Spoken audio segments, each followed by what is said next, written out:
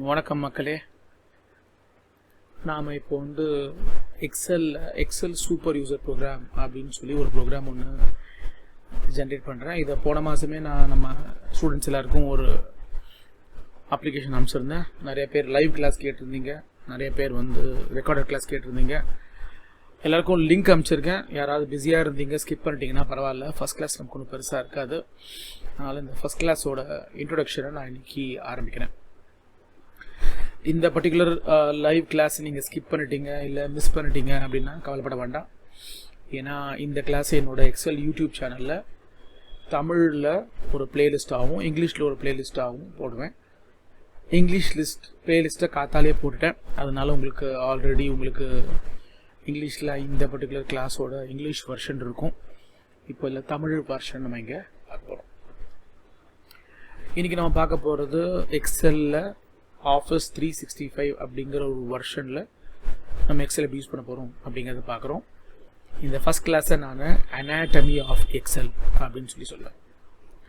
Anatomy of XL நம்ம எப்படி use பண்ண போகிறோம், எக்ஸலோட பேசிக்ஸ் என்னெல்லாம் இருக்குது அப்படிங்கிறத கற்றுக்க போகிறோம். ஏன்னா எல்லோரும் எக்ஸல் யூஸ் பண்ணும்பொழுது பரபரன்னு எல்லாம் யூஸ் பண்ணிடுறாங்க. தவிர்த்து யாரும் எக்ஸலை நிறுத்தி நிதானமாக சொல்லித்தரதில்லை. ஏன்னா எல்லாமே வந்து ஒரு நூடுல்ஸ் மாதிரி கற்றுக்குறோம். ஸோ அது மாதிரி கற்றுக்காமல் இந்த பர்டிகுலர் ப்ரோக்ராமை நம்ம அமர ஒரு 5 வாரத்தில் கற்றுக்க போகிறோம். கிட்டத்தட்ட ஒரு 25 மணி நேரம் ஆஃப் வீடியோ உங்களுக்கு இந்த எக்ஸல் யூசர் சீரிஸ் 6.0 அப்படின்னா எக்ஸல் சூப்பர் யூசர் ப்ரோக்ராமில் நமக்கு வரும். நம்மளோட முதல் அவர் ஆஃப் த வீடியோ தான் நம்ம இன்றைக்கி பார்க்க போகிறோம். இதை நான் வந்து நம்மளோட கண்டென்ட்டாக பிரித்து காட்டணும் அப்படின்னு நினச்சேன்னா நம்ம கண்டென்ட்டாக சொல்லலாம். இதை நான் பேசிக் இன்டர்மீடியட்டரி அப்படிங்கிற ஒரு கண்டென்ட்டாக வச்சுருக்கேன். அதே மாதிரி அட்வான்ஸ் கண்டென்ட்டாக தனியாக வச்சுருக்கேன். இதை மொத்தமாக பார்க்குறோம் அப்படின்னா கிட்டத்தட்ட பார்த்திங்கன்னா நமக்கு வந்து ஒரு 23 மாடியூல் நமக்கு இருக்கும். இன்றைக்கி நம்ம டொமைன் 1 கான்சன்ட்ரேட் பண்ணலாம் அப்படின்னு இருக்கோம். ஸோ நம்ம யூஸ் பண்ண போகிற முதல் விஷயங்கள் இதுதான். ஸோ இது எப்படி பண்ண போகிறோம் அப்படிங்கிறத பார்க்கலாம். ஸோ இது ஓப்பன் ஆகுதான்னு பார்க்குறேன். அப்படி ஓப்பன் ஆகுது. கொஞ்சம் டைம் எடுத்துக்கும், மன்னிக்கணும். ஏன்னா இது முன்னாடி ஓப்பன் பண்ணி வச்சுருக்கணும், ஓப்பன் பண்ணலை. ஸோ நம்ம பார்க்க போகிற டாபிக் வந்து இதுதான். ரொம்ப லென்த்தியாக போகிற டாபிக்ஸ் இதெல்லாமே நான் ஒரு சின்ன விஷயங்கள் நான் நிறைய சொல்லி தரப்போகிறேன். அதனால் நம்ம பரபரன்னு இந்த ப்ரோக்ராம் பண்ண போகிறது கிடையாது. ரொம்ப பொறுமையாகவும் நமக்கு இதை எல்லாருக்கும் புரிகிற மாதிரியும் பொறுமையாகவும் பண்ணலான்னு இருக்கேன்.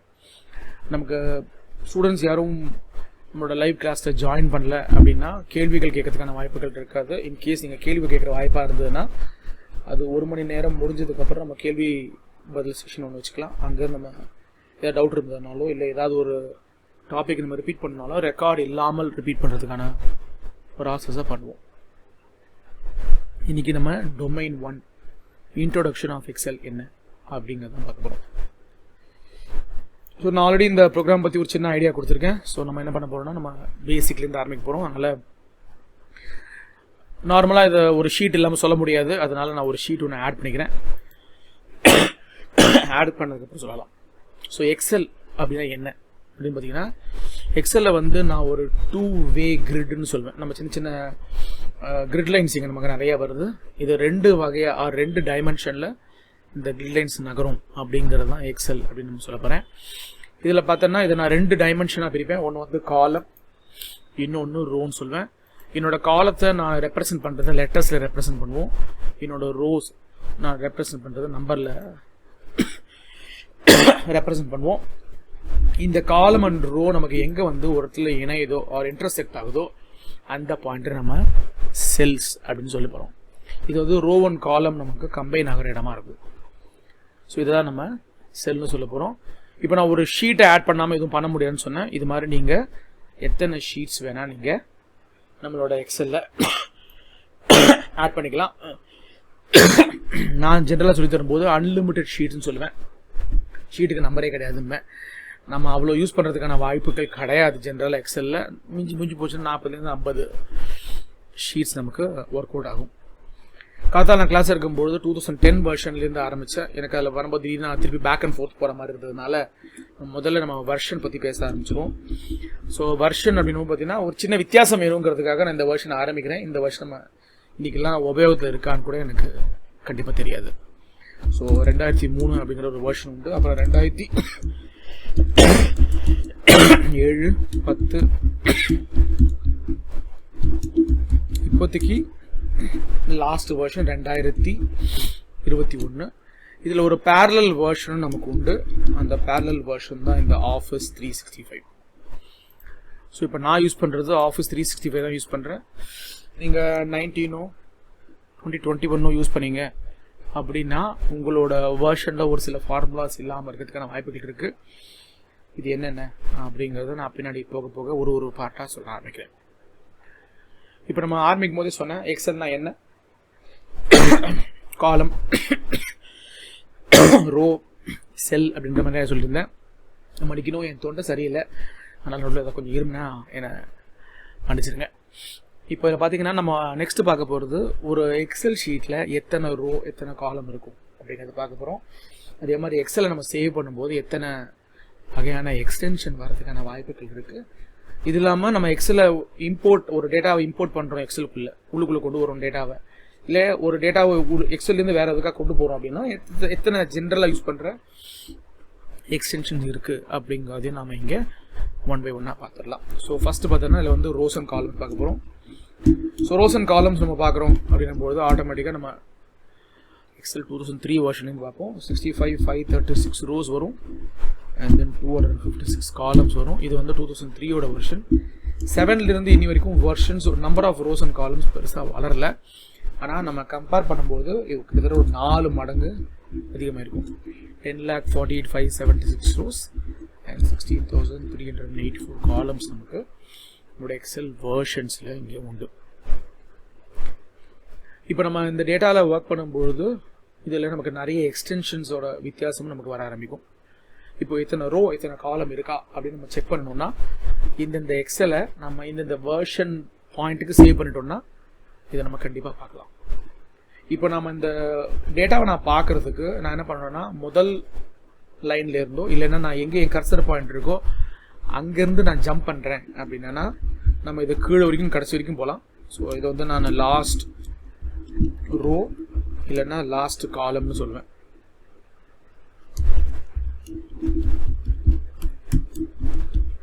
So last row last column போகிறோம் அப்படின்னா ரோ போகிறேன் அப்படின்னா கடைசியில் நான் நம்பரில் கடைசியில் போய் ஆகணும். அதனால் என்ன பண்ணுன்னா கண்ட்ரோல் ஆரோ டவுன் கொடுப்பேன்.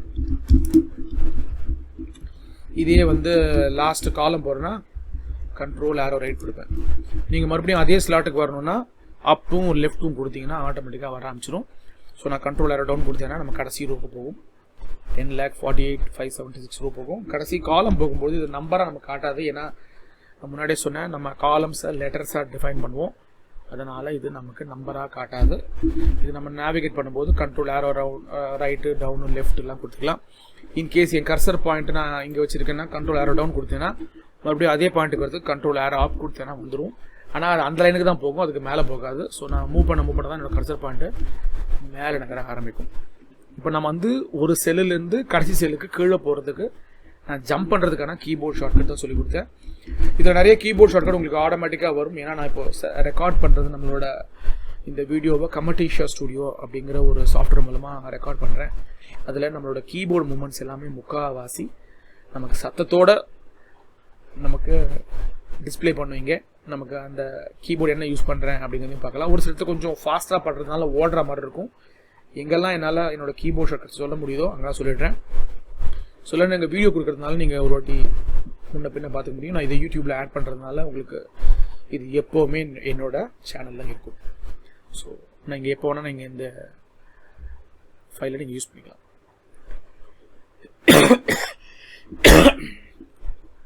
மன்னிக்கணும். இப்போ நம்ம இதை எக்ஸலில் சேவ் பண்ணும்போது இதில் எக்ஸலில் நெக்ஸ்ட் நம்ம பார்க்க வேண்டிய விஷயம் என்னென்னா நம்ம எக்ஸலை எப்படி சேவ் பண்ண போகிறோம், அதோட எக்ஸ்டென்ஷன் என்னவா இருக்கும் அப்படிங்கிறத பார்ப்போம். நார்மலாக நம்ம எக்ஸல் யூஸ் பண்ணும்போது எக்ஸல் SXன்னு நம்மளோட லேட்டஸ்ட் வெர்ஷன்லாம் சேவ் பண்ண ஆரம்பிப்போம்.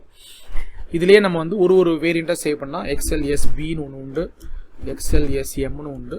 பழைய வெர்ஷனாக இருந்தால் இதெல்லாம் இந்த மாதிரி மல்டிபிளெல்லாம் ஒன்றும் வராது, ஒரே ஒரு எக்ஸ்டென்ஷன் மாத்திரம்தான் வரும், அது எக்ஸல் S. இப்போ நான் ஃபைலை சேவ் பண்ணும்பொழுது மல்டிபிள் டைமென்ஷனில் சேவ் பண்ணலாம். அப்படி சேவ் பண்ணும்போது எனக்கு இது ஒரு ஃபைலோட எக்ஸ்டென்ஷனில் எத்தனை ரோ எத்தனை காலம் இருக்குன்னு பார்க்க முடியும். ஆனால் நம்ம சேவ் பண்ணணும் அப்படின்னு நம்ம நினைக்கும் பொழுது இதில் வெறும் கண்ட்ரோல் S மட்டும்தான் நம்ம கொடுக்க முடியும்.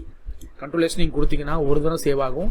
அதுக்கப்புறம் அப்லோடு தான் ஆகுமே தவிர்த்து ஆர் அப்டேட் தான் ஆகுமே தவிர்த்து நம்மளோட மல்டிபிள் வெர்ஷனை நம்மளால் இதில் சேவ் பண்ண முடியாது. அப்போ நான் சேவுங்கிற பட்டன் யூஸ் பண்ண வேலைக்கு ஆகாது. அதனால சேவ் ஆஸ் அப்படிங்கிற பட்டன் யூஸ் பண்ண போகிறேன். ஞாபகம் வச்சுக்கோங்க, இந்த சேவ் ஆஸ் பட்டன் என்னோட ஸ்க்ரீனில் காட்டாததுக்கு ரீசன் ஒன்று தான். ஏன் அப்படின்னு பார்த்தீங்கன்னா, நான் சேவ் பண்ணுற ஃபைல் எல்லாமே எனக்கு டேரெக்டாக என்னோட OneDriveல போய் உட்கார்ற மாதிரி நான் செட்டப் பண்ணி வச்சுருக்கேன். அதனால் நான் ஃபைல் மெனுவில் போனால் எனக்கு சேவ் அண்ட் சேவஸ் காட்டாது. இதை காப்பியாக நம்ம சேவ் பண்ணுற மாதிரி ஒரு ஆப்ஷன் எனக்கு கொடுக்கும். சேவ் ஆஸ் அப்படிங்கிற ஆப்ஷன் காட்டாது. நார்மலாக நம்ம இதை வந்து நம்ம சிஸ்டம்குள்ளேயே சேவ் பண்ண போகிறோம், நம்ம ஹார்ட் டிஸ்கில் சேவ் பண்ண போகிறோம் அப்படின்பொழுது சேவ் ஆஸ்ன்னு 2 பாயிண்ட் பண்ணலாம். இந்த ஃபைல் நான் ஆல்ரெடி ஒரு வாட்டி சேவ் பண்ணி வச்சுருக்கேன். ஏன்னா காத்தால் இந்த ஃபைலை எடுத்து வச்சுருந்தேன். அதனால் இந்த ஃபைலை நான் ஆட்டோமேட்டிக்காக ஒரு தடவை சேவ் பண்ணி வச்சுருக்கேன். இந்த ஃபைல் நான் எடுத்துகிட்டு மறுபடியும் ஒரு வாட்டி சேவ் பண்ண போகிறேன். இப்போ நான் சேவ் பண்ணும்போது 4 எக்ஸ்டென்ஷனை சேவ் பண்ணலான்னு இருக்கேன்.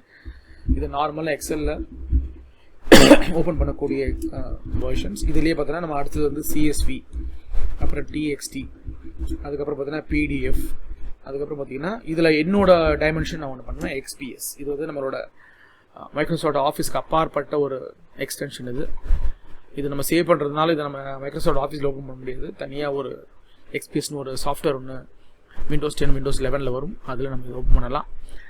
இதை நான் என்னோட நெக்ஸ்ட் கிளாஸ் எடுக்கும்போது என்னோட லேப்டாப்லேருந்து இருக்கிறேன். இப்போ நான் எடுக்கிறது என் டெஸ்க்டாப்லேருந்து இருக்கிறேன். அதனால் ஸ்க்ரீன் எனக்கு வித்தியாசமாக வர ஆரம்பிக்கும். நார்மலாக நான் ஃபஸ்ட்டு சேவ் பண்ணும்போது இது XLSXல நம்ம சேவ் பண்ணிக்கலாம். இல்லைனா F12 கொடுத்தீங்கன்னா உங்களோட சேவோட ஆப்ஷன்ஸ்லாம் கேட்க ஆரம்பிக்கும். இப்போ நான் பார்த்தீங்கன்னா நம்மளோட ஃபேஸ் 2ல் நான் அதை சேவ் பண்ணுறேன். இதை நான் ஆல்ரெடி XLSBயில் ஒரு வெர்ஷனாக சேவ் பண்ணி வச்சுருக்கேன். இப்போ இதே நான் அடுத்தடுத்த வெர்ஷனில் சேவ் பண்ண போகிறேன். ஸோ முதல் வெர்ஷனை சேவ் பண்ண போகிறது நம்மளோட XLSX. என்னோட டிஃபால்ட் வெர்ஷன் இதுவாக தான் இருக்கும். ஆர் என்னோட ஃபஸ்ட்டு வெர்ஷன் என்னோட டேட்டாவில் வருது இதுவாக தான் இருக்கும். அதை அப்படியே சேவ் பண்ணிக்கலாம். இப்போ இதோட காப்பி எனக்கு தனியாக ஒன்று க்ரியேட் ஆக ஆரம்பிக்கும்.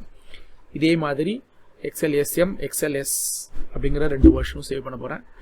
மறுபடியும் F12 கொடுத்துக்கிறேன். நீங்கள் சேவ் ஒரு வாட்டி நீங்கள் மாற்றும் பொழுது உங்களுக்கு பிளாங்காக இருக்கிற மாதிரி தான் காட்டும். ஆனால் இதில் வந்து நான் ஒரு எக்ஸ்டென்ஷனும் வேறு டைமென்ஷனில் இருக்கிறதுனால அதே ஃபைலை மறுபடியும் நான் சேவ் பண்ணால் ஒழிய எனக்கு அந்த ஃபைல் ஆல்ரெடி இருக்குது அப்படின்னு காட்டாது. அதனால் இந்த மாதிரி எனக்கு வரதுக்கான வாய்ப்புகள் உண்டு.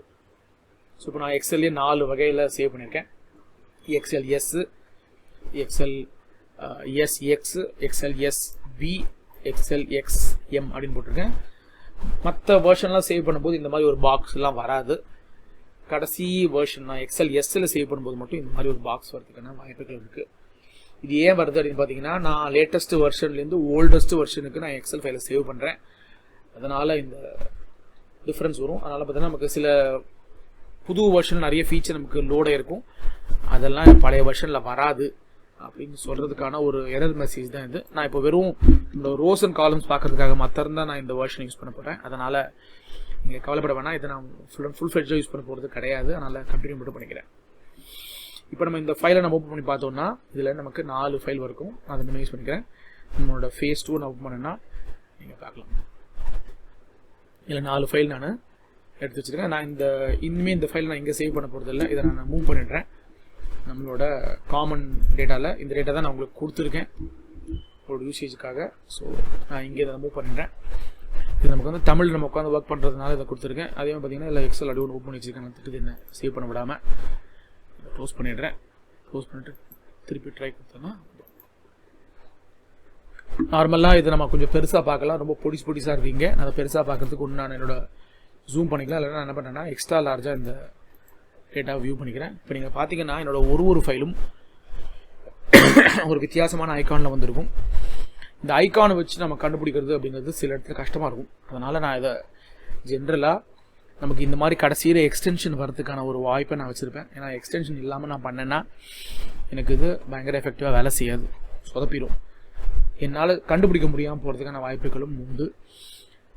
நார்மலாக நான் ஒரு ஃபோல்டருக்குள்ளே எக்ஸல் ஃபைல் தான் இருக்குது அப்படின்னு நான் பார்க்குறேன் அப்படின்னா அது எக்ஸ்டென்ஷனோட பார்க்குறது நல்லது. சம்டைம் எக்ஸ்டென்ஷன் இல்லாமல் இந்த மாதிரி வரதுக்கான வாய்ப்புகள் உண்டு. வெறும் ஃபைலோட பேர் மாத்திரம் தான் வரும். இதில் எது வந்து XLS, எது இதில் XLSX, இது XLXB, இது XLSMன்னு நம்ம கண்டுபிடிக்கிறதுங்கிறது கொஞ்சம் கஷ்டமாக இருக்கும். ஒரு சில இடத்துல நான் கண்டுபிடிச்சிடலாம். இந்த எக்ஸ்க்ளமேட்டரி மார்க் வந்ததுன்னா XLSM இது வந்து பார்த்தீங்கன்னா இந்த மாதிரி ஹெச் மார்க் வந்ததுன்னா XLSB இது அப்படின்னு சொல்லிடலாம். பட் இதை நான் உட்காந்து கெஸ் பண்ணுறதுங்கிறது வேலைக்காகாது. அப்படி இல்லைன்னா நான் என்ன பண்ணுவேன்னா இந்த வியூவில் இதை நான் வந்து டீட்டெயில் கண்டென்ட்டாக மாற்றிடுவேன். அப்போ பார்த்தீங்கன்னா ஒரு ஃபைலோட டைப்பும் எனக்கு சொல்ல ஆரம்பிச்சிடும். ஸோ இப்போ நீங்கள் பார்த்தீங்கன்னா 97/2003 XLS, இது binary workbook, macro enabled workbook, normal Excel work book.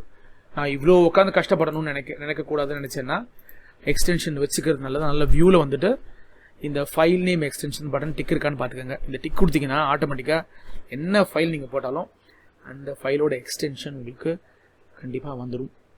அதனால் நீங்கள் எக்ஸலில் ஒர்க் பண்ணும்போது மாத்திரம் இந்த எக்ஸ்டென்ஷன் கண்டிப்பாக இருக்கட்டும். இத்தனை எக்ஸ்டென்ஷன் நம்ம ரியல் வேர்ல்ட் சினாரியோவில் யூஸ் பண்ணுவோமா அப்படின்னா யூஸ் பண்ணுறதுக்கான வாய்ப்புகள் ஒரு சில இடத்துல உண்டு. XLSM யூஸ் பண்ணுறதுக்கான வாய்ப்பு உண்டு, XLSX யூஸ் பண்ணுறதுக்கான வாய்ப்புகள் உண்டு. மற்ற 2 ஃபைல் வந்து நம்ம யூசேஜ் நிறைய பேர் பண்ண மாட்டாங்க. ஒரு 80% ஆஃப் யூஸருக்கு அது தேவைப்படாது. ஒரு 20% ஆஃப் யூஸருக்கு கண்டிப்பாக தேவைப்படுறதுக்கான வாய்ப்புகள் அதிகம்.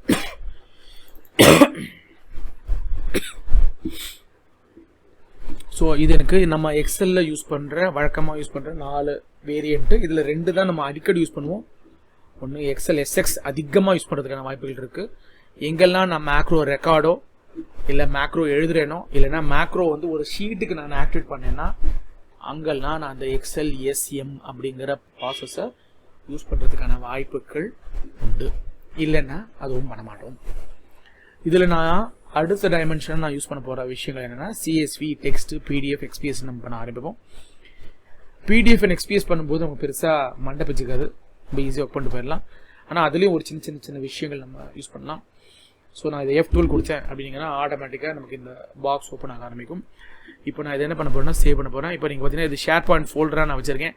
அதில் ஷேர் பாயிண்ட் டாக்குமெண்ட்டாக நம்ம இதை சேவ் பண்ணலாம் அப்படின்னு சொல்லுது. ஸோ நேராக கீழே வந்துட்டு நான் இதை என்ன பண்ண போகிறேன்னா நம்மளோட PDF-ஆக மாற்றிக்கிறேன். நீங்கள் PDF-ஆக மாற்றவும் பார்த்தீங்கன்னா ஆட்டோமேட்டிக்காக உங்களுக்கு உங்களோட ஃபைலிங் வந்துடும். இப்போ நான் என்ன பண்ணுறேன்னா ஜென்ரலாக வந்து PDF கன்வெர்ட் ஆன உடனே எனக்கு அதை ஓப்பன் பண்ணி காட்டு அப்படின்றத நம்ம சொல்லிடலாம். இன்கேஸ் எனக்கு PDF-ஆக வந்தால் மட்டும் போதும், இதை ஓப்பன் பண்ணிலாம் காட்ட வேணாம்னு நினச்சேன்னா கீழே பார்த்தீங்கன்னா ஓப்பன் ஆஃப்டர் பப்ளிஷிங் அப்படிங்கிறத சேவ் பண்ணிட்டீங்கன்னா அதுக்கப்புறம் ஓப்பன் ஆகுன்ற ஒரு பாக்ஸ் ஒன்று வரும். இது நீங்கள் எடுத்துட்டிங்கன்னா உங்களுக்கு ஆட்டோமேட்டிக்காக இந்த PDF-ஆக கன்வெர்ட் ஆகி ஓப்பன் ஆகாது. இது நம்ம வந்து ஸ்டாண்டர்ட் மோட்லேயும் வச்சுக்கலாம், இல்லை ரொம்ப மினிமம் சைஸில் ஆன்லைன் மோடாகவும் வச்சுக்கலாம். நான் ஸ்டாண்டர்ட் மோடாக வச்சுக்கிறேன். நான் ஆன்லைனில் இதை புக் பண்ண போகிறது கிடையாது. அதனால் அப்படியே இதை சேவ் அப்படிங்கிற பட்டன் போட்டேன்னா இது ஒரே ஒரு ஷீட்டில் வரதுக்கான வாய்ப்பு இருக்குது, இல்லை 2 ஷீட்டில் வரதுக்கான வாய்ப்புகளும் உண்டு. இது 2 ஷீட்டாக வரும். ஏன்னா நான் நடுவில் ஒரு கோடு ஒன்று வந்தது நான் பிரிக்கும்போது. நீங்கள் பார்த்தீங்கன்னா எனக்கு 2 ஷீட்டாக நமக்கு இது வரதுக்கான வாய்ப்புகள் அதிகம். ஏன்னா நான் நடுவில் நிறைய ஸ்பேஸ் விட்டுட்டேன். கீழே வந்தீங்கன்னா 2ஆவது ஷீட் அது வரும். இதையே நான் கொஞ்சம் லெஃப்ட் ஹேண்ட் சைடில் வச்சுருந்தா நல்லா இருந்திருக்கும். நான் அதை க்ளோஸ் பண்ணிடுறேன். ஸோ இது தேவையில்லாத காலத்தெல்லாம் ஒன்று ரிமூவ் பண்ணிடுறேன். இதெல்லாம் என்னோட கீபோர்ட் ஷார்ட்கட் மூலமாக நான் பண்ணுறேன். ஸோ நீங்கள் உங்களுக்கு எப்படி வேணுமோ அது பண்ணிக்கலாம். இப்போ நீங்கள் பார்த்தீங்கன்னா எல்லாமே இந்த கோடுக்கு உள்ளே இருக்கிறதெல்லாம் எனக்கு ஒரு ஷீட்டில் வந்துடும். இப்போ நான் மறுபடியும் F12 கொடுத்துட்டு இது நான் PDF-ஆக சேவ் பண்ண ட்ரை பண்ணேன்னா இப்போ என்னை வந்து சொல்லுவது இதில் ஆல்ரெடி இந்த மாதிரி ஒரு ஃபைல் ஒன்று இருக்குது அப்படிங்கிற ஃபைல் எனக்கு காட்டும். இப்போ நான் சேவ் பண்ணும்போது அந்த பழைய ஃபைல் எனக்கு ரீப்ளேஸ் ஆக ஆரம்பிக்கும். இப்போ 2 பேஜில் எனக்கு PDF-ஆக காட்டின ஒரு விஷயம் இப்போது ஒரே பேஜில் வரதுக்கான வாய்ப்புகள் உண்டு. நீங்கள் பார்த்தீங்கன்னா அது 2 பேஜாக வராது, 10 பேஜில் வந்து என்னோட இன்ஃபர்மேஷன் முடிஞ்சு போயிடும். ஸோ ஒரே பேஜில் முடிஞ்சு போயிடும் எல்லாமே, 2வது பேஜுக்கு போகாது. ஸோ நான் PDF-ஆக நான் எடுத்து வச்சுருக்கேன். இப்போ இதே லாஜிக் எனக்கு XPS-ஆக நான் சேவ் பண்ணாலும் வரும். F12 கொடுத்துட்டு இதை நான் XPS-ஐ கீழே மாற்றிக்கிறேன். இதை நிறையா அதர் ஃபார்மேட்ஸ்லாம் நமக்கு உண்டு. நான் இதெல்லாம் ரொம்ப ரெகுலராக யூஸ் பண்ணுறேனோ அதை மாத்திரம் தான் நான் உங்களுக்கு இங்கே காட்டுறேன், எல்லாத்தையும் காட்டல. ஸோ நான் பார்த்தீங்கன்னா XPS-ஆக நான் அதை எடுத்துகிட்டு ஓப்பன் பண்ணேன்னா இது XPS-ஆகவும் எனக்கு இங்கே வராமல் இது டவுன்லோடு தான் ஆகுது, எனக்கு ஃபைல் ஓப்பன் ஆகலை. ஏன்னா XPS அப்படிங்கிறது ஒரு தனி அப்ளிகேஷன், நம்மளோட வழக்கமாக யூஸ் பண்ணுற ஒரு அப்ளிகேஷன் இது கிடையாது. அதனால் நீங்கள் அதை கொஞ்சம் வித்தியாசமாக யூஸ் பண்ணுற மாதிரி ஒரு சிச்சுவேஷன் இருக்கும். அதனால் அதுக்கேற்ற மாதிரி நீங்கள் அது உங்களுக்கு என்ன தேவைப்படுதோ அதுக்கேற்ற மாதிரி இதை யூஸ் பண்ணிக்கோங்க. ஸோ இந்த மாதிரி XPS யூஸ் பண்ணிக்கலாம். இது CSV-ஆக வரும்போது மட்டும் நமக்கு ஒரு சின்ன சேலஞ்ச் ஒன்று உண்டு. ஏன்னா நம்ம இப்போ வந்து 2 ஃபைல் வச்சுருக்கேன். நான் FPன்னு ஒரு ஷீட் ஒன்று வச்சுருக்கேன், ஷீட் 1 அப்படின்னு ஒரு ஷீட் ஒன்று வச்சுருக்கேன். அதனால் நான் CSV-ஆவோ டெக்ஸ்ட்டாக ஃபைலெலாம் மாற்றும் பொழுது இது நான் என்ன பேர் கொடுத்துருக்கேனோ அந்த ஃபைல் நேம் என்னோட ஷீட் நேமாக மாறிடும். ஒரே ஒரு ஷீட் மாத்திரம் தான் இருக்கும், மல்டிபிள் ஷீட்ஸ் வராது. எக்ஸல் மாதிரி CSV-லையோ டெக்ஸ்ட்லையோ நமக்கு மல்டிபிள் ஷீட்ஸ் வராது. அதனால் பார்த்தீங்கன்னா இப்போ F12 கொடுத்துட்டு CSV ஃபைல் ஃபார்மேட் போகிறேன் அப்படிங்கன்னா எனக்கு சிஎஸ்வியில் 4 பார்ட் வரும். முதல் சிஎஸ்வி பார்த்தீங்கன்னா இதை UTF-8ன்னு சொல்லுவேன். இதை நான் வந்து கூகுள் ஷீட் ஃபார்மேட்னு சொல்லுவேன். அடுத்த சிஎஸ்வி பார்த்தீங்கன்னா கமா டீலிமிட்டட் வித் சிஎஸ்வியோட நார்மலாக கமா டீலிமிட்டேஷன் நமக்கு வர ஆரம்பிக்கும். அதுக்கப்புறம் பார்த்தீங்கன்னா மேட்ச் அண்ட் டாஸும் MS டாஸும் நமக்கு வரும். ஏதாவது ஒரு வேரியன்ட் நம்ம எடுத்துக்கலாம். ஆர் நம்ம எந்த ஃபைலுக்கு யாருக்கு நம்ம இந்த ஃபைல் அனுப்பி அவர் எந்த OS யூஸ் பண்ண போகிறாரோ அதுக்கேற்ற மாதிரி நம்ம இதை மாற்றிக்க முடியும். நான் இதை கமா டீலிமிட்டட் வித்துன்னு போட்டு நம்மளோட எக்ஸல் ஓப்பன் பண்ணுற மாதிரி இதை செட் பண்ணிக்கிறேன். இல்லை நோட் பேடில் ஓப்பன் பண்ணாலும் நமக்கு இது வரும். இப்போ நான் மல்டிபிள் ஷீட்ஸ் இருக்கிறதுனால எனக்கு இதை மாதிரி ஒரு எரர் மெசேஜ் திட்டும். ஏன்னா இதில் வந்து 2 ஷீட் போட முடியாது, 10 ஷீட் தான் போட முடியும், 2 ஷீட் சப்போர்ட் பண்ணாதுன்னு ஒரு எரர் மெசேஜ் நமக்கு வரும். ஏன்னா நமக்கு CSV ஃபைலில் வச்சுருக்கோம். இப்போ ஓகே கொடுத்தீங்கன்னா ஆட்டோமேட்டிக்காக நமக்கு இந்த FP ஷீட்டு காண போயிடும். இங்கேருந்து இதை நான் க்ளோஸ் பண்ண போனால் இங்கே FP ஷீட் இருக்காது. ஃபஸ்ட்டு ஒர்க் புக்குன்னு ஷீட் மட்டும் இங்கே ரீநேம் ஆகிருக்கும். அதை க்ளோஸ் பண்ணிக்கிறேன். க்ளோஸ் பண்ணிவிட்டு இப்போ நீங்கள் பார்த்தீங்கன்னா எனக்கு இங்கே CSV ஃபைலாக வந்திருக்கும். இதை ஓப்பன் பண்ணேன்னா ஒரே ஒரு ஃபைல் மாத்திரம் தான், ஒரே ஒரு ஷீட் மாத்திரம் தான் இருக்கும். மல்டிபிள் ஷீட்ஸ் இருக்காது. இதே மாதிரி தான் டெக்ஸ்ட்லையும் நமக்கு வர ஆரம்பிக்கும். CSV ஃபைலை நீங்கள் நோட் பேடாகவும் பார்க்கலாம், டெக்ஸ்ட் ஃபைலையும் நோட் பேடாக ஃபைலாகவும் நீங்கள் பார்க்கலாம். ஸோ இதை பற்றி நம்ம பின்னாடி இந்த டிஃப்ரென்ஷியேஷன் எப்படி வரும் அப்படிங்கிறது நம்ம ஒரு தூரம் பார்ப்போம். ஸோ நான் இதை எக்ஸல் ஃபைலை ஓப்பன் பண்ணுறேன்.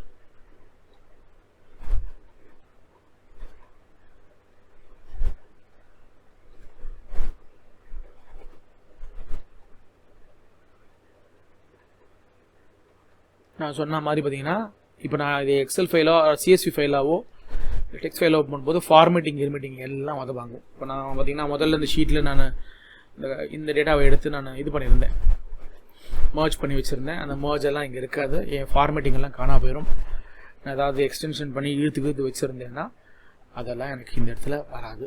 ஸோ அதனால் நீங்கள் யூஸ் பண்ணும்போது எப்படி யூஸ் பண்ணணுமோ அப்படி பார்த்து இதை நீங்கள் யூஸ் பண்ணிக்கலாம்.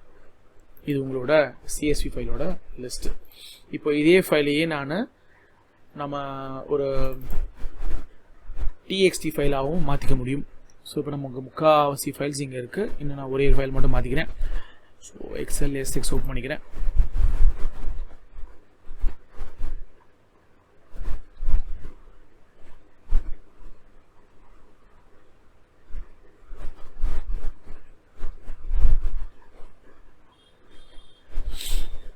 இப்போ நம்ம பார்த்தீங்கன்னா பழைய எக்ஸல் ஷீட்டை ஓப்பன் பண்ணும்போது மற்ற எல்லாமே நமக்கு 1 by 1 இங்கே வர ஆரம்பிச்சிடும். இப்போ இதிலே நம்ம இன்னொரு வேரியண்ட்டும் பண்ண போகிறோம். இப்போ நான் வந்து என்னோட ஷீட்டோட மல்டிபிள் லிஸ்ட் வந்துச்சு. நான் கடைசியாக இருக்கிற எக்ஸ்டென்ஷனும் சேவ் பண்ணிக்கிறேன், F12 கொடுத்துக்கிறேன். இதில் டெக்ஸ்ட்டில் வரும்போது பார்த்தீங்கன்னா 3 வெரைட்டி வர ஆரம்பிக்கும் மறுபடியும். ஸோ டெக்ஸ்ட்டில் வரும்போது பார்த்தீங்கன்னா ஒன்று வந்து எனக்கு டேப் டீலிமிட்டட்னு ஒன்று வரும், இன்னொன்று பார்த்தீங்கன்னா மேட்ச் அண்ட் டாஸ், இன்னொன்று MS டாஸ்ன்னு நமக்கு 3 வேரியண்ட் வர ஆரம்பிக்கும். நான் இப்போ யூஸ் பண்ண போகிறது டேப் டீலிமிட்டட் அப்படிங்கிற ஃபைல் யூஸ் பண்ண போகிறேன். அகைன் இது யூஸ் பண்ணும்போது பார்த்தீங்கன்னா எனக்கு 2 ஷீட் வராது, இதுவும் அதே எரர் மெசேஜ் காட்டும்.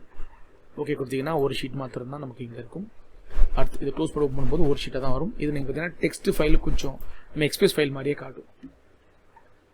இப்போ நான் கொஞ்சம் லார்ஜ் டேட்டாவாக மாற்றினீங்கன்னா நீங்கள் பார்க்கலாம். டெக்ஸ்ட் ஃபைல் வித்தியாசமான ஒரு ஐகானில் வரும் CSV. இப்போ நான் இதை ரைட் கிளிக் பண்ணிவிட்டு நான் அதை நோட் பேட்லேயும் ஓப்பன் பண்ணிக்கலாம். ஸோ ஓப்பன் வித்துன்னு போட்டு இந்த நோட் பேடை ஓப்பன் பண்ணேன்னா எனக்கு பார்த்தீங்கன்னா முதல் காலத்தையும் அடுத்த காலத்தையும் பிரிக்கிறதுக்கு கமா நமக்கு வர ஆரம்பிக்கும். ஸோ இதுக்கு முன்னாடி நிறையா ஸ்பேஸ் இருந்ததுக்கு அதனால் அந்த வேர்ஷனுக்கு முன்னாடி எனக்கு கமா வருது.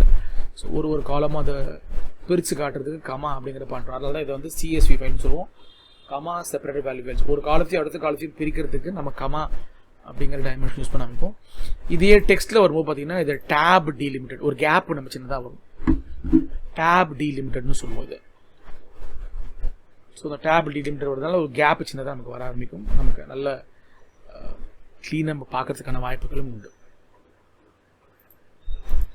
ஸோ இதுதான் நம்மளோட எக்ஸல் அனாட்டமியோட ஃபஸ்ட் லெக் ஆர் ஃபஸ்ட்டு பார்ட்டுன்னு நம்ம சொல்லலாம்.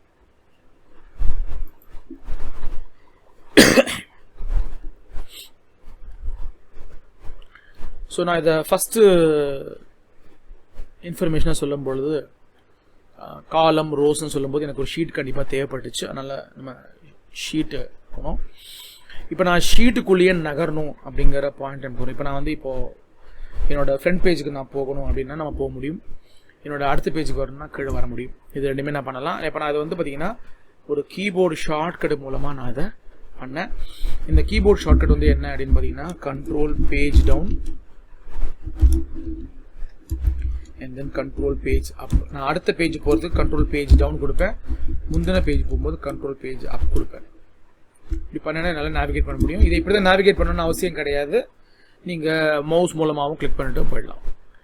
நிறைய ஷீட் இருக்கும்போது தான் நம்ம மாட்டுவோம், ஒரு ஷீட் அரை ஷீட் இருக்கும்போது கஷ்டமாக இருக்காது. இது வந்து நெக்ஸ்ட் பேஜ் போகும், இது ஆட்டோமேட்டிக்காக நம்மளோட ப்ரீவியஸ் பேஜ் போக ஆரம்பிக்கும். ஸோ நீங்கள் எங்கே போகிறீங்க அப்படிங்கிறத பேஜ் அப் பண்ணிங்கன்னா ப்ரீவியஸ் பேஜ் போகலாம், பேஜ் டவுன் பண்ணிங்கன்னா நெக்ஸ்ட் பேஜ்க்கு ஆட்டோமேட்டிக்காக வர முடியும். நமக்கு எக்ஸல் ஒரு ஷீட்டுக்குள்ளே அடுத்த ஷீட்டுக்கும் நாங்கள் நகரும்பொழுது ஷீட்டு கம்மியாக இருந்துச்சு அப்படின்னா நீங்கள் இந்த விஷயத்தை எஃபெக்டிவாக பண்ண முடியும். இதில் அடுத்தது பார்த்தீங்கன்னா எக்ஸல் நாம் எதுக்கு யூஸ் பண்ணுறோம். இப்போ நான் எக்ஸலில் அனாட்டமி பற்றி ஒரு சின்ன சின்ன ஐடியா கொடுத்துருக்கேன். ரொம்ப பெருசாக நான் இது எதுவும் யூஸ் பண்ண ஆரம்பிக்கல. நான் சின்ன சின்ன நேவிகேஷன் சொல்லி கொடுத்துருக்கேன். நான் எப்படி ஒரு ஷீட்டுக்குள்ளே ஜம்ப் பண்ணுறது, ரெண்டு ஷீட்டு இந்த ஷீட்டு அந்த ஷீட்டு எப்படி போகிறது, அந்த ஷீட்டு இந்த ஷீட் எப்படி வருது அப்படிங்கிறதுன்னு சொல்லி கொடுத்தேன். எப்படி சேவ் பண்ணுறது, இன்கேஸ் ஒரே ஃபைலையே எக்ஸ்கியூஸ் மீ நான் மல்டிபிள் டைமென்ஷனில் சேவ் பண்ணணும்னு நினச்சேன்னா நான் எப்படி சேவ் ஆஸ் அப்படிங்கிற ஆப்ஷன் யூஸ் பண்ணுவேன் அப்படிங்கிறது நம்ம இங்கே பார்க்கலாம். அடுத்தது எக்ஸலோட யூசேஜ் என்ன அப்படிங்கிறதையும் பார்ப்போம். நான் முதல்ல ஆரம்பிக்கும்பொழுது, நான் எக்ஸல் சொல்லித்தர ஆரம்பித்த காலத்தில் எக்ஸலை வந்து நான் எதுக்கெல்லாம் யூஸ் பண்ணுவேன் அப்படின்னு நம்ம யாரையா என்ன கேட்டாங்கன்னா நான் உடனே சொல்கிற ஒரு விஷயம் என்ன அப்படின்னா டேட்டா மைனிங், அப்புறம் டேட்டா மேனிப்புலேஷன் அப்படின்னு சொல்லுவேன். இந்த ரெண்டுத்துக்கு தான் நம்ம யூஸ் பண்ணுறோம் அப்படின்னு சொல்லி நான் சொல்லிடுவேன். ஆனால் இன்னைக்கு எக்ஸலில் பார்த்தோன்னா நம்ம வந்து டேட்டா அனாலிட்டிக்ஸ்க்கு யூஸ் பண்ணுறோம். இன்னைக்கு இதில் நீங்கள் டேட்டா சயின்ஸ் படிக்கிறீங்கனாலும் சரி, டேட்டா அனாலிட்டிக்கல் ரோல் நீங்கள் என்ன கற்றுக்கினாலும் உங்களுக்கு பேசிக்காக எக்ஸல் டேட்டா அனாலிட்டிக்ஸ் தெரிஞ்சிருக்கும். எக்ஸல் டேட்டா அனாலிட்டிக்ஸ் நம்ம சொன்ன உடனே நமக்கு எல்லாருக்கும் ஞாபகம் வர முதல் விஷயம் எக்ஸல்லாம் ஞாபகம் வர விஷயம் தான் நமக்கு வரும். என்ன அப்படின்னா பைவோட் டேபிள். அதையே நமக்கு இன்னைக்கு அடுத்தடுத்த லெவலெல்லாம் போக ஆரம்பிச்சிச்சு. நம்ம பைவோட் டேபிளை தான் நம்ம வந்து ஜென்ரலாக டேட்டா அனாலிட்டிக்ஸ் அப்படின்னு நாம் சொல்ல ஆரம்பிப்போம். அகெயின் நம்ம டேட்டா அனாலிட்டிக்ஸ் நம்ம போகிறோம் அப்படின்னும் போதே பார்த்திங்கன்னா நம்ம டேட்டா எப்படி ஸ்டோர் ஆகும் எக்ஸலில் அந்த மாதிரி விஷயங்கள்லாம் கற்றுப்போம். இதிலே பார்த்திங்கன்னா நமக்கு ரிப்பன்ஸ் அப்படின்னா என்ன, அதுக்கப்புறம் பார்த்தோன்னா இதிலே குரூப்பு, சப் குரூப்பு, இந்த மாதிரி நிறைய விஷயங்கள் நம்ம ஃபர்தராக நம்ம பார்க்க போகிறோம். ஸோ இதை பற்றி நம்ம திரும்ப இன்னொரு எக்ஸ்டென்ஷன் நம்ம பண்ண ஆரம்பிப்போம். இப்போ அதுக்கு முன்னாடி பார்த்திங்கன்னா எக்ஸல் நான் எதுக்கு யூஸ் பண்ணுறேன்ற அந்த விஷயத்தை சொல்லியிருக்கேன். இப்போ எக்ஸலில் பார்த்திங்கன்னா அனாட்டமின்ற போது வெறும் எக்ஸல் ஷீட்டுக்குள்ளே மாத்திரம் நம்ம வச்சுருக்கிற அந்த ரோ அண்ட் காலம் மாத்திரம் நம்ம அனாட்டமி ஆகாது. ஒரு ஷீட்லேருந்து இன்னொரு ஷீட் ஜம்ப் ஆகிறதோ இல்லை ஒரு எக்ஸல் ஷீட்டை சேவ் பண்ணுறதோ அனாட்டமி அப்படிங்கிற போர்ஷனில் முடியாது. நம்ம அனாட்டமின்னு வரும்போது பார்த்தோன்னா எக்ஸலில் மெனூஸ் நமக்கு உண்டு. இந்த மெனூஸை நம்ம வந்து 2003 வெர்ஷனில் மெனூன்னு சொல்லுவோம், ஏன்னா ட்ராப் டவுன் மாதிரி வரும். இப்போ பார்த்தீங்கன்னா இதை ரிப்பன்னு சொல்ல ஆரம்பிப்போம். இதையே நம்ம 2-3 வேரியண்ட்டாக நமக்கு வரும். இதில் மேலே வர்றது இந்த home, insert, draw, page layout, formula, data, review, view இதெல்லாம் சொல்கிறேன்னா இது எல்லாமே பார்த்தீங்கன்னா எனக்கு என்னோட மெனு. அப்படி இல்லைன்னா நான் என்ன சொல்லலாம் அப்படின்னா இதை நான் ரிப்பன் அப்படின்னு சொல்லலாம். இந்த ரிப்பன்லேயே பார்த்தீங்கன்னா மல்டிபிள் டேப்ஸ் ஆர் இதை நான் டேப்னு கூட சொல்லலாம், தப்பு ஒன்றும் கிடையாது. இப்போ அந்த டேபுக்குள்ளே வரும்போது பார்த்தீங்கன்னா எனக்கு இதில் அடிஷ்னலாக இன்னொரு இது ஃபர்தராக நமக்கு எக்ஸ்பேண்ட் ஆகும். அதில் முதல்ல எக்ஸ்பேண்ட் ஆகிறத நான் என்ன சொல்லுவேன்னா குரூப் அப்படின்னு சொல்லுவேன், அப்புறம் சப் குரூப்னு சொல்ல அமைப்பேன். ஸோ இந்த குரூப் அப்படிங்கிறது பார்த்தீங்கன்னா நான் அந்த ஹோம், இன்சர்ட், ட்ராவெல்லாம் டேப்னு சொன்னேன்னா எனக்கு பார்த்தீங்கன்னா இல்லை சப் மெனு நமக்கு கீழே வர ஆரம்பிக்கும். இந்த clipart, font, alignment, number, styles, cells, எடிட்டிங்னு சொன்னால் இது ஹோம் டேப்ல இருக்கிற சப் மெனூஸ். ஆர் குரூப்பில் சப் குரூப்னு நம்ம சொல்லலாம். இந்த மாதிரி நமக்கு வந்து இன்னும் இது ஃபர்தராக நமக்கு புரிஞ்சுக்கிட்டே போகும். இதில் இந்த சப் குரூப்புக்குள்ளே ஒரு பாயிண்ட் இப்போ ஃபில்டர் நான் பண்ணுறேன் அப்படின்னா ஃபில்டர் அப்படிங்கிறது ஒரு கமாண்டு, இல்லை நான் ஃபில் சீரிஸ் பண்ணுறேன் அப்படின்னா ஃபில் சீரிஸ் அப்படிங்கிறது ஒரு கமாண்டு. ஸோ இது மாதிரி பார்த்தீங்கன்னா நமக்கு கமாண்டுக்குள்ளே நிறைய வரதுக்கான வாய்ப்புகளும் உண்டு. இதுலேயே நமக்கு வந்து பார்த்தீங்கன்னா மெனு வைஸ் வரும், டேப்னு சொல்லலாம், ரிப்பன்னு சொல்லலாம், சப் ரிப்பன்னு சொல்லலாம், குரூப்னு சொல்லலாம், சப் குரூப்னு சொல்லலாம். உங்களுக்கு இதை நீங்கள் எப்படி இதை ஈஸியாக ஞாபகம் வச்சுக்க முடியுமோ அந்த பேரை நீங்கள் யூஸ் பண்ணிக்கலாம். நீங்கள் ஜென்ரலாக பேசும்பொழுது இது வந்து நமக்கு டேப்னு சொன்னோன்னா சிலருக்கு புரியும், சிலருக்கு மெனுன்னு சொன்னால் புரியும், ரிப்பன்னு சொன்னால் புரியும். ஸோ நமக்கு இதை எதை நீங்கள் எப்படி யூஸ் பண்ணணும்னு நினைக்கிறீங்களோ அதை நீங்கள் அப்படி இதை நீங்கள் டிஃபைன் பண்ணிக்கலாம். இதில் நார்மலாக நம்ம உட்காந்து ஒர்க் பண்ணும்பொழுது நமக்கு வந்து பார்த்திங்கன்னா நிறைய பேர் மவுஸ் யூஸராக இருப்பாங்க, சில கீபோர்டு யூஸராக இருப்பாங்க. ஜென்ரலாக நமக்கு வந்து நம்ம பயங்கரமாக எனக்கு எக்ஸல் தெரியும் அப்படின்னு நான் ப்ரொஜெக்ட் பண்ணுறதுக்காக சர்ரு பொருள்னு கீபோர்டில் யூஸ் பண்ணுறதுக்கான வாய்ப்புகள் நிறைய பேர் பண்ணுவாங்க. ஒரு காலத்தில் நானும் பண்ணிட்டு இருந்தேன் அந்த மாதிரிலாம். அதுக்கப்புறம் பார்த்தீங்கன்னா நீங்கள் ஒர்க் பண்ணும்போது சில இடத்துல நமக்கு வந்து நம்மளை அறியாமல் வர்றது ஒரு பக்கம் இருக்கும். இன்னொரு இடத்துல நம்ம வந்து நான் ஃபாஸ்ட்டாக ஒர்க் பண்ண முடியும்னு நான் மற்றவங்களுக்கு காட்டணும், மற்றவங்க பார்த்தீங்கன்னா என்னப்பா ஐயோ நான் ஸ்பீடாக வேலை சரியா அப்படின்னு சொல்லணும் அப்படின்றதுக்காக நம்ம பண்ணுவோம். பட் இன்னைக்கு இதில் நான் ட்ரெயினராக இருக்கிறதுனால அந்த பாயிண்ட்டை பண்ண மாட்டேன். ஏன்னா எனக்கு மவுஸும் யூஸ் பண்ண தெரியணும், கீபோர்டு யூஸ் பண்ணுறதுக்கும் தெரியணும். நான் மவுஸ் யூஸ் பண்ணுறது என்னால் ஃபாஸ்ட்டாக யூஸ் பண்ண முடியும் சில இடத்துல தோணுச்சுன்னா, கீபோர்டு யூஸ் பண்ணுறது நம்ம அவாய்ட் பண்ணுறது நல்ல விஷயமா இருக்கும். அதில் பெஸ்ட் ப்ராக்டிஸ் அப்படிங்கிற பாயிண்ட்லாம் உண்டு. நான் இதே நம்ம முன்னாடி இருந்த ஒரு பாயிண்ட்டில் சொன்னேன், நம்ம 2-3 ஷீட் இருக்கும்பொழுது நம்ம control page down page up use பண்ணுறது சூப்பராக இருக்கும். இதே ஒரு 40 ஷீட் இருக்குன்னா கண்ட்ரோல் நான் 1வது ஷீட்லேயே 40 ஷீட் போனேன்னா கண்ட்ரோல் பேஜ் டவுன் கொடுத்து போனோன்னா விடிஞ்சு போயிடும். ஸோ அப்போ நான் வந்து அந்த இடத்துல மவுஸ் யூஸ் பண்ணுறது தான் பெட்டரான ஆப்ஷனாக இருக்கும். அந்த இடத்துல நான் கீபோர்டு யூஸ் பண்ணுறதுக்கான வாய்ப்புகள் குறைவு, அது யூஸ் பண்ணவும் மாட்டேன். ஸோ பார்த்தீங்கன்னா இப்போ நம்ம மெனு அப்படிங்கிற விஷயங்களை பற்றி நம்ம பேசிகிட்டு இருக்கோம். ஸோ இந்த மாதிரி நிறைய விஷயங்கள் நம்மளால் ஒர்க் பண்ண முடியும் மெனுவில். இதிலே பார்த்தீங்கன்னா நான் இன்னொரு பாயிண்ட்டும் சொன்னேன், குயிக் ஆக்சஸ் டூல் பார். இதை நம்ம குவாட் அப்படின்னு சொல்லி ஷார்ட் நேமில் சொல்லுவோம். இந்த மேலே நமக்கு வந்து மெனுக்கு மேலே ஒரு சின்ன ஐக்கான் வருது பார்த்தீங்களா, இதுதான் நம்ம குயிக் ஆக்சஸ் டூல் பார்னு சொல்லுவோம். சம்டைம் இது மேலே இருக்கும், சம்டைம் நமக்கு வந்து ரிப்போர்ட்டுக்கு கீழே இருக்கும். நான் நிறைய வச்சுருக்கேன் அப்படின்பொழுது நான் கீழே வச்சுப்பேன். ஸோ அப்போ எனக்கு வந்து மெனு கீழே ஒரு சின்ன பார் மாதிரி வரும். இதை நான் குயிக் ஆக்சஸ் டூல் பார்னு சொல்வேன். இதிலே பார்த்தீங்கன்னா நம்ம பின்னாடி படிக்கும்போது பார்த்தீங்கன்னா இதில் செல் ரெஃபரன்சஸ் அப்படிங்கிற ஒரு பாயிண்ட் ஒன்று வரும். ஸோ இந்த இடத்துல உட்காந்து ஒர்க் பண்ணும்பொழுது இப்போதைக்கு நான் வந்து நம்மளோட எக்ஸலை டிஃபால்ட்டாக எப்படி காட்டுதோ அப்படின்னு எடுத்துகிட்டு இருக்கேன். ஸோ முன்னாடியே சொன்னேன், என்னோட காலமை நான் வந்து ஆல்ஃபபெட்டிக்கல் ஆர்டர்லையும் என்னோட ரோ வந்து எனக்கு நம்பராகவும் வரும். வேணும்னா என்னோட காலமை நம்பராக மாற்ற முடியும், ஆனால் அதை தலைகீழ மாற்ற முடியாது. எனக்கு ரோவெல்லாம் ஆல்ஃபபெட்டாக மாற்றினா முடியாது, நமக்கு அந்த ஃபெசிலிட்டி கிடையாது.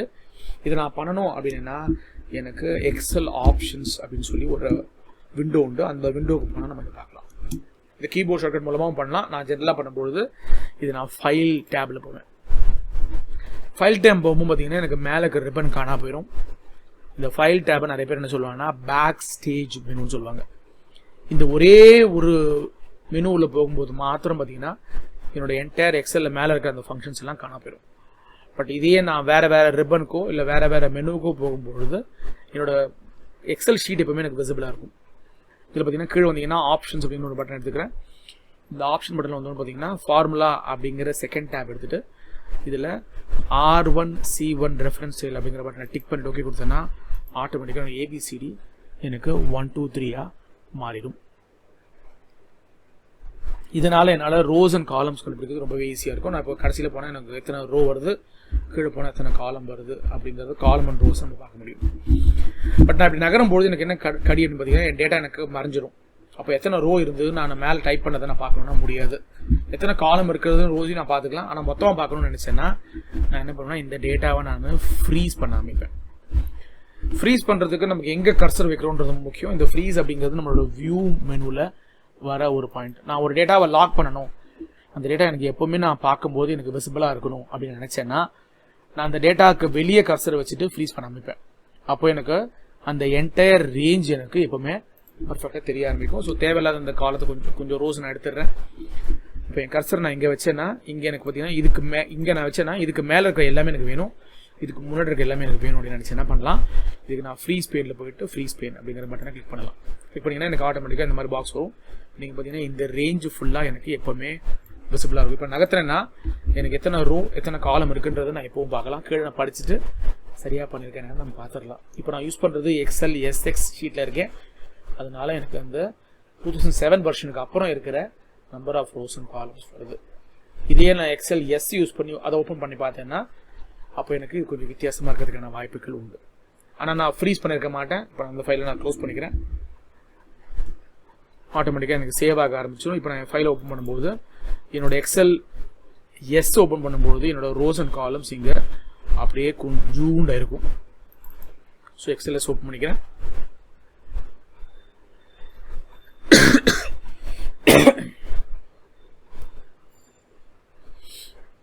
இப்போ நான் எக்ஸல் ஓப்பன் பண்ணும்போது பார்த்தீங்கன்னா மறுபடியும் நான் ஃப்ரீஸ் பண்ணாதான் நான் கீழே போகும்போது எனக்கு மேலே இருக்க டேட்டாஸ்லாம் ஃபுல்லாக காட்டும், இல்லைன்னா காட்டாது. அதனால் இதை ஓப்பன் பண்ணுறது கொஞ்சம் ஒரு ஃபியூ செகண்ட்ஸ் எடுத்துக்கும். இதுலேயும் தேவையில்லாத நிறைய காலம் ரோஸ்லாம் வச்சுருக்கேன். நான் தேவையில்லாத காலமை டெலிட் பண்ணிடுறேன். அதே மாதிரி தேவையில்லாத ரோஸையும் டெலிட் பண்ணிடுறேன். அதில் பார்த்தீங்கன்னா நான் இப்போ நான் ஃப்ரீஸ் பண்ணணுன்னா என் கர்சர் எங்கே வைப்பேன்னா இங்கே வைப்பேன். அப்போ எனக்கு இதுக்கு மேலே இருக்கிற ரோஸ் எல்லாம் எனக்கு வர ஆரம்பிச்சிடும். இதுக்கு முன்னாடி இருக்க காலம்ஸ்லாம் வர ஆரம்பிச்சிடும். இதுக்கு நமக்கு கீபோர்ட் ஷார்ட்கட் ஒன்று உண்டு. Alt WFF கொடுத்தீங்கன்னா ஆட்டோமேட்டிக்காக ஃப்ரீஸ் வந்துடும். இந்த கீபோர்ட் ஷார்ட்கட்ஸ் எல்லாம் நமக்கு வந்து நம்மளோட ரெக்கார்டிங்கில் ஆட் ஆகும். உங்களுக்கு நான் இப்போ பண்ணும்போது தெரியாது. என்னோடய யூடியூப் சேனலில் நீங்கள் பார்க்கும்பொழுது, இந்த வீடியோஸ் பார்க்கும்பொழுது நான் லெஃப்ட் ஹேண்ட் சைட்லையோ பாட்டம்லையோ எங்கேயாவது ஒரு இடத்துல இந்த கீபோர்ட் ஷார்ட்கட்ஸை நான் ட்ராக் அண்ட் ட்ராப் பண்ணி வச்சுருப்பேன். ஸோ அங்கே நீங்கள் இதை ரொம்ப தெளிவாக பார்க்கலாம்.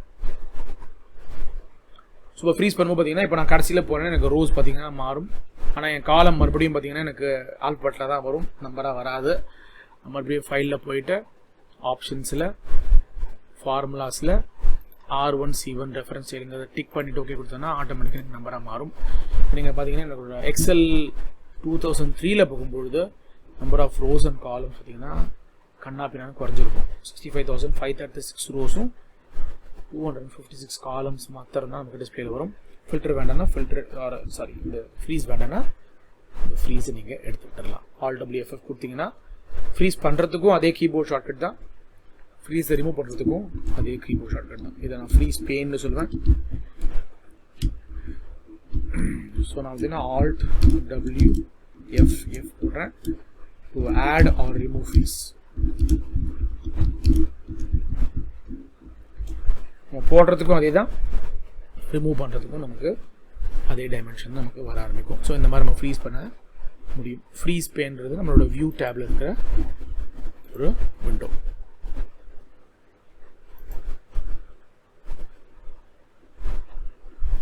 ஸோ மறுபடியும் நான் வந்து பழைய மாதிரி நம்மளோட எக்ஸல் எஸ்எக்ஸ் எக்ஸ்டென்ஷனில் ஃபைல் ஓப்பன் பண்ணிக்கிறேன். எனக்கு தான் எல்லாமே நான் போட்டு வச்சுருக்கேன். அதுதான் நான் வந்து லேட்டஸ்ட்டாக ஒர்க் பண்ணுற எல்லா பாயிண்ட்டும் நான் பண்ண பண்ணியிருக்கேன்.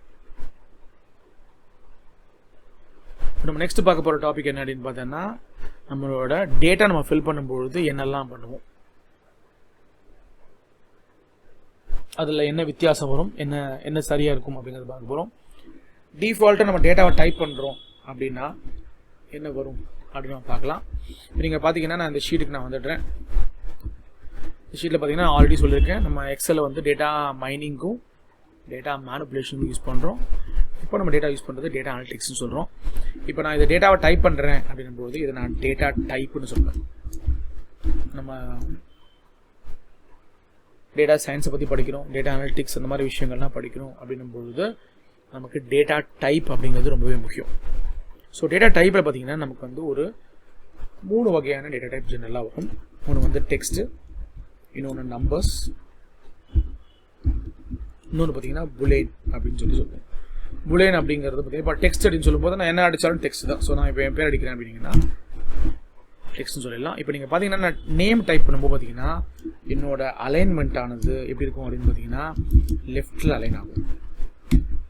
இப்போ இன்கேஸ் இதே வந்து பார்த்தீங்கன்னா நான் ஒரு நம்பர் டைப் பண்ணுறேன், நம்பரில் டெசிமல் போர்ஷன் டைப் பண்ணுறேன், இதே ஒரு டேட்டு டைப் பண்ணுறேன் அப்படின்னீங்கன்னா எனக்கு ஆட்டோமேட்டிக்காக என்னோட டேட்டா எல்லாம் ரைட் ஹேண்ட் சைடில் வர ஆரம்பிச்சிடும். இது நமக்கு அலைன் ரைட் ஆகும். இப்போன்னா எனக்கு நம்பராக வரும்போது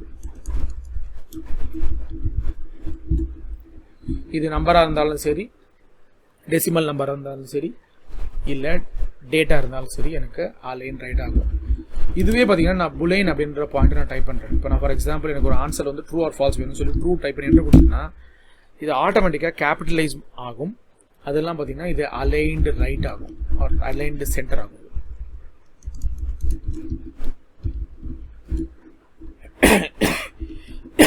நார்மலாக புலைனில் வந்து ஒன்று ட்ரூ இல்லைன்னா ஃபால்ஸ் அப்படிங்கிற ஆன்சர் வரும். இப்படி வரும்போது பார்த்தீங்கன்னா அது ஆட்டோமேட்டிக்காக கேபிட்டலில் வர ஆரம்பிச்சிடும். அது மாதிரி அலைன் சென்டர் ஆகும். இந்த அலைன் சென்டர் இன்னொரு இடத்துல எங்கே வரும் அப்படின்னு பார்த்தோன்னா, நான் தப்பாக ஒரு டேட்டாவை நான் ஃபார்முலா போட்டேன். இப்போ நான் என்ன பண்ணேன்னா வினோத் அப்படிங்கிறதையும் நம்பரையும் மல்டிபிள் பண்ணேன்னா எனக்கு ஆட்டோமேட்டிக்காக எனக்கு ஒரு ஆன்சர் வர ஆரம்பிச்சிடும். இப்போ நீங்கள் பார்த்தீங்கன்னா என்னோடய ஃபார்முலா கொஞ்சம் வித்தியாசமாக வருது. ஏன்னா என்னோடய காலம் ரோ ரெண்டுமே 1 2 3 இருக்குது. ஜென்ரலாக இப்படி ஃபார்முலா போடாமல் இருக்கிறது நல்லது. இப்படி ஃபார்முலா போட்டிங்கன்னா நம்ம ரெஃபர் பண்ணுறது என்னங்கிறது நமக்கு புரியாமல் போயிடும். அதனால் இந்த மாதிரி ஃபார்முலாலாம் போடுறதுக்கு முன்னாடி உங்களோட டேட்டாவோட டிஃபால்ட் ஸ்ட்ரக்சர் கொண்டு வந்துடுங்க. ஸோ ஃபைலில் வந்துட்டு எக்ஸ்கியூஸ் மீ, என்னோட R1C1 எடுத்துட்டிங்கன்னா இப்போ நான் ஈக்குவல் டு கொடுத்துட்டு நான் மேலே போனேன், செல் ரெஃபரன்ஸ் ஆட்டோமேட்டிக்காக வரும். இதை நான் மல்டிப்ளை பண்ணி என்ட்ரு கொடுத்தேன்னா எனக்கு வியர்டாக ஒரு ஆன்சர் வரும். இப்போ நீங்கள் பார்த்தீங்கன்னா நான் என்னோட ஆன்சர் வந்து தப்பாக இருக்குது. ஏன்னா ஒரு டெக்ஸ்ட்டையும் ஒரு நம்பரையும் நான் மல்டிப்ளை பண்ண ட்ரை பண்ணியிருக்கேன். கண்டிப்பாக எனக்கு ஒரு எரர் வரும். இந்த எரரை வந்து பார்த்திங்கன்னா நான் வேல்யூ எரர்னு சொல்வேன்.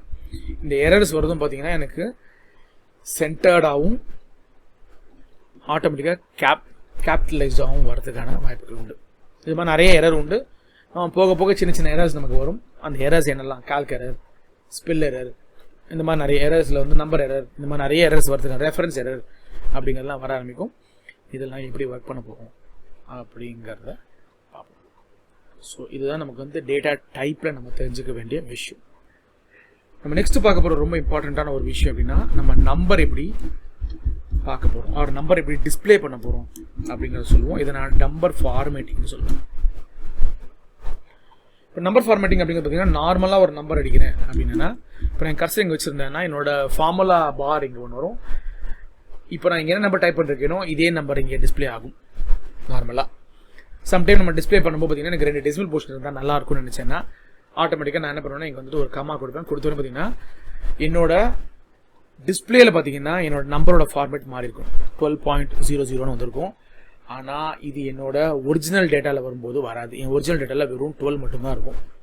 நீங்கள் அதை கிளிக் பண்ணி எடிட் பண்ணி பார்த்தீங்கன்னா நீங்கள் 12 மட்டும் தான் காட்டும். ஆனால் நீங்கள் ஃபார்மேட் அந்த செல்லுக்கு மாற்றிருக்கீங்க, அப்படி மாற்றுறீங்க அப்படின்னு பார்த்தீங்கன்னா ஆட்டோமேட்டிக்காக அது 12 வரும். நார்மல் நம்பர் ஃபார்மேட்டிங் வரும்போது பார்த்தீங்கன்னா நான் டைப் பண்ணும்போது நான் மாற்றுற ஃபார்மேட்டிங் என் சர்ஃபேஸ் எனக்கு டிஸ்பிளேயில் மாத்திரம் தான் மாறும்.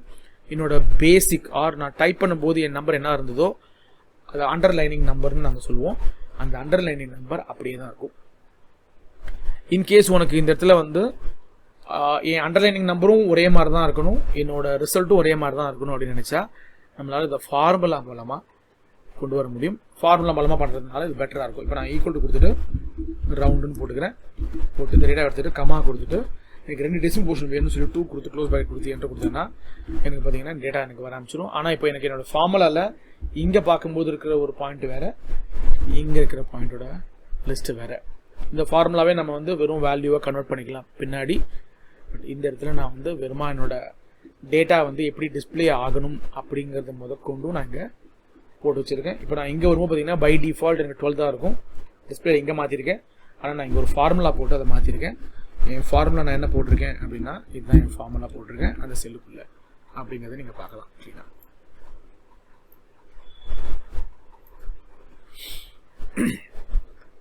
ஸோ இதை நம்ம வந்து நம்பர் ஃபார்மேட் அப்படின்னு சொல்லுவோம். நம்பர் ஃபார்மேட் அப்படிங்கிறது ஜென்ரலாக மாறாது. இன்கேஸ் எனக்கு இந்த நம்பர் ஃபார்மேட் வரக்கூடாதுன்னு நினச்சேன்னா நான் கர்சர் இங்கே வச்சுட்டு இந்த அக்கௌண்ட்டிங்கை ஜென்ரலாக மாற்றினா ஆட்டோமேட்டிக்காக நம்பர் காண போயிடும். அப்போது என்னோட ஃபார்முலா பாரில் வர நம்பரும் இங்கே டிஸ்பிளே ஆகிற நம்பரும் எப்போவுமே ஒரே மாதிரி இருக்கும். நான் எடிட் பண்ணி பார்க்கணும் அப்படிங்கிற அவசியம் எனக்கு இருக்காது. ஸோ இது வரைக்கும் நம்ம அனாட்டமியில் காலம், ரோ, செல்லு, ஒர்க் ஷீட்ஸ் அப்படிங்கிற இன்ஃபர்மேஷன்லாம் பார்க்க ஆரம்பித்தோம். இதிலே பார்த்திங்கன்னா ரிப்பன்ஸ்னால் என்ன, குரூப்னா என்ன, சப் குரூப்னா என்ன, அதில் பட்டன்ஸ் என்ன, கமாண்ட்ஸ் என்னங்கிறதுன்னு பார்த்தோம். அப்புறம் குவிக் ஆக்சஸ் டூல் பார் என்னன்னு பார்த்தோம். அதே மாதிரி டேட்டா டைப் என்ன அப்படிங்கிறத பார்க்க ஆரம்பித்தோம். ஸோ நம்ம அடுத்து பார்க்க போகிற டாபிக் என்ன அப்படின்னு பார்த்தீங்கன்னா நம்மளோட கர்சர் பாயிண்ட். ஓகே, நான் நேராக வரேன். என்னோட ஷீட் 3 வந்துட்டு இப்போ நீங்கள் பார்த்தீங்கன்னா என் கர்சர் பார்த்தீங்கன்னா பெரிய ப்ளஸ் பாயிண்ட்டாக இருக்கும். நான் கொஞ்சம் பெருசு பண்ணிக்கிறேன். நீங்கள் பார்த்தீங்கன்னா எனக்கு ப்ளஸ் பாயிண்ட் இங்கே வரும். இப்போ நீங்கள் பார்த்தீங்கன்னா இதை நான் என்ன சொல்லுவேன்னா செலெக்ஷன் கர்சர்னு சொல்லுவேன். இந்த கர்சர் பாயிண்ட்டே பார்த்தீங்கன்னா நான் வந்து ஒரு செல்லை செலக்ட் பண்ணிவிட்டு என் கர்சரை மேலே கொண்டு போனேன்னா என் கர்சர் பாயிண்ட்டு மாறும். ஸோ இதை நான் வந்து மூவ் கர்சர்னு சொல்லுவேன். ஒரு ப்ளஸ் மாதிரி சின்னதாக வர ஆரம்பிச்சிடும். இப்போ பெரிய ப்ளஸ்ஸாக இருக்கிறது சின்ன ப்ளஸ்ஸாக மாறும். என் கர்சர் பாயிண்ட் நான் ஏதாவது எட்ஜுக்கு கொண்டு போனேன்னா அது மேலே கொண்டு போனாலும் கீழே கொண்டு போனாலும் வரும். இதே மாதிரி கீழே பார்த்தீங்கன்னா நம்மளோட ஃபார்முலாவில் கீழே பார்த்தீங்கன்னா ஒரு சின்ன பாயிண்ட் ஒன்று வர ஆரம்பிக்கும். இந்த பாயிண்ட்டை நம்ம என்ன சொன்னோம்னா ஃபில் ஹேண்டில்னு சொல்லுவோம். இதே வந்து நான் கர்சரை கொண்டு போய் இந்த ஃபில் ஹேண்டில் வச்சோன்னு பார்த்தீங்கன்னா இது வந்து எனக்கு பார்த்தீங்கன்னா நமக்கு வந்து நம்மளோட கிராஸ் ஹேர் அப்படின்னு வரும். இதை நான் வந்து ஃபில் ஹேண்டிலர்னு சொல்லுவேன். என் குருநாதர் இதை ஆங்கிரி ரேபிட் கர்சர் அப்படிம்பாரு. ஸோ அதனால் ஒருத்தருக்கும் ஒரு பாயிண்ட் நமக்கு மாற ஆரம்பிக்கும். இப்போ நான் இதில் ஏதாவது ஒரு ஃபார்முலாவோ இல்லைன்னா ஏதோ ஒரு நம்பர் அடிச்சுட்டு அப்படியே சர்றேன்னு அதை ஃபில் ஹேண்டில் வச்சு இல்லை கிராஸ் ஹேர் வச்சு இழுத்தேன்னா அந்த நம்பர் ஃபார்முலாவாக இல்லாமல் இருந்ததுன்னா அப்படியே நம்பர் எனக்கு டிஸ்பிளே ஆக ஆரம்பிக்கும். இது டேட்லேயோ நம்பர்லேயோ மந்த்லேயோ எங்கே வேணால் பண்ணலாம். இதை நம்ம இழுக்கணும்னு அவசியம் கிடையாது. காப்பி பேஸ்ட்டும் ஒரு ஃபார்முலாவாக இருந்தால் பண்ண முடியும். நம்பராக இருந்தாலும் நாம் இதை பண்ணலாம். ஸோ இது வந்து பார்த்திங்கன்னா என்னோடய கர்சர் பாயிண்டில் வர ஒரு விஷயம். ஸோ ஃபஸ்ட்டு வந்து பார்த்திங்கன்னா செலெக்ஷன் கர்சர், அதுக்கப்புறம் பார்த்திங்கன்னா எனக்கு என்னோட மூவ் கர்சர், அதுக்கப்புறம் ஃபில் ஹேண்டில் இந்த டாட்டு, அதே மாதிரி கிராஸ் ஹேர் ஆர் ஃபில் ஹேண்டிலர் அப்படிங்கிற பாயிண்ட் நான் சொல்லலாம். இங்கே ஃபில் ஹேண்டில் வேறு, ஃபில் ஹேண்டிலர் அப்படிங்கிற பாயிண்ட்டை நான் இங்கே ஒரு பாயிண்ட்டாக நான் இங்கே டிஃபைன் பண்ணியிருக்கேன். இப்போது நான் ஒரு ஃபார்முலாவை கீபோர்டு மூலமாக ஃபில் பண்ணால் என்ன ஆகும் அப்படிங்கிறத பார்க்க போகிறோம். ஸோ இதுக்கு நான் வந்து 4 வகையான கீபோர்ட் பாயிண்ட்டை யூஸ் பண்ண ஆரம்பிப்பேன். ஒரு இடத்துல சிம்பிளாக டைப் என்டர் டைப் பண்ணி என்டர் கொடுத்தேன்னா என் கர்சர் ஒரு செல்லேருந்து கீழே மூவ் ஆக ஆரம்பிக்கும். இன்கேஸ் நான் ஒரு டேட்டாவை டைப் பண்ணிட்டேன், என் கர்சர் பாயிண்ட் அங்கேயே இருக்கும் அப்படின்னா நான் என்ன பண்ணுவேன்னா என்டர் டைப் பண்ண மாட்டேன், அந்த இடத்துல கண்ட்ரோல் என்டர் டைப் பண்ணுவேன். கண்ட்ரோல் என்டர் டைப் பண்ணால் என் கர்சர் பாயிண்ட்டை நான் எங்கே வச்சுருக்கேனோ அங்கேயே இருக்கும். இதே வந்து என் கர்சர் பாயிண்ட்டு ரைட் ஹேண்ட் சைடில் நகரும்னு நினச்சேன்னா நம்ம டேப் அப்படிங்கிற ஆப்ஷன் யூஸ் பண்ணலாம். இதே ஒரு செலெக்ஷன் ஆஃப் டேட்டாவில் என் கர்சர் பாயிண்ட்டு ஒரு செல்லு மேலே போகணும் அப்படின்னு நினச்சேன்னா நான் என்ன பண்ணுவேன்னா ஷிஃப்ட் என்டர் அப்படிங்கிற பாயிண்ட்டை பண்ண ஆரம்பிப்பேன். நார்மலாக இது எப்படி பண்ணுவோம் அப்படிங்கிறத பார்க்கலாம். ஸோ நான் என்ன பண்ணுறேன், டம்மியை ஒரு டேட்டா அடிச்சுக்கிறேன். இப்போ நான் அதுக்கு ஒரு சின்ன ஃபார்முலா ஒன்று போட போகிறேன். ஸோ ஈக்குவல் டு போட்டு சம் போட்டுக்கிறேன். லெஃப்ட் ஹேண்ட் சைடில் கர்சர் கொண்டு வந்துட்டு ஷிஃப்ட் கண்ட்ரோல் ஆரோ டவுன் கொடுத்தீங்கன்னா இந்த என்டர் டேட்டா செலக்ட் ஆகும். இப்போ நான் என்ட்ரு கொடுத்தேன்னா என் கர்சர் கீழே வரும். இது ஃபர்ஸ்ட் பாயிண்ட். இன்கேஸ் என் கர்சர் கீழே வரக்கூடாது, அங்கேயே இருக்கணும் அப்படின்னா ஈக்குவல் கொடுத்துட்டு அதே சம் ஃபங்க்ஷன் மறுபடியும் போடுறேன். ஷிஃப்ட் கண்ட்ரோல் ஆரோ டவுன், கண்ட்ரோல் என்ட்ரு கொடுத்தேன்னா என் கர்சர் அங்கேயே இருக்கும்.